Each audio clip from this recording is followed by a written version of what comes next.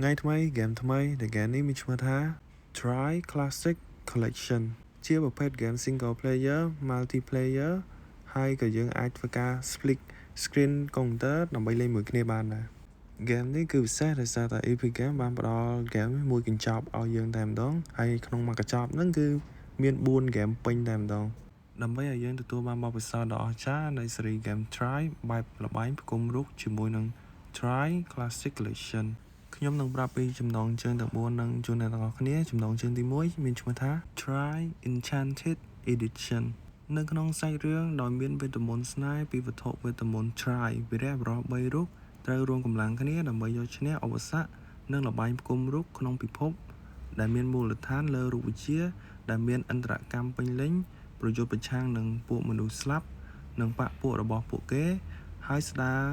តុល្យភាពឡើងវិញដល់នគរចំណងជើងទី2មានឈ្មោះថា Try to Complete Story សាច់រឿងបង្ហាញពីបរិបទ3នាក់ធ្វើដំណើរឆ្លងកាត់គ្រោះថ្នាក់ដែលមិនធ្លាប់មាននៅក្នុងពិភពរឿងនិទានដែលមានល្បែងផ្គុំរូបដែលមានមូលដ្ឋានលើរូបវិទ្យាទេសភាពដ៏ស្រស់ស្អាតនិងកិច្ចសហការតាម COOP ចំណងជើងទី3មានឈ្មោះថា Try 3 The Artifact of Power សាច់រឿងបង្ហាញពីហ្គេមវេទិកា 3D នៃសកម្មភាពល្បែងផ្គុំរូបនិងការផ្សងព្រេងវីរៈបុរសប្រកល់អំណាចដ៏អស្ចារ្យរបស់ពួកគេទៅឲ្យវត្ថុបុរាណដែលមានឈ្មោះថា Try ហើយពួកគេ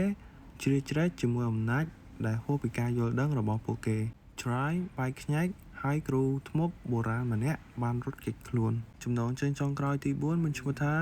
Try for Definitive Edition សាច់រឿងបង្ហាញពីការចូលរួមជាមួយវីរៈបុរសល្បីៗ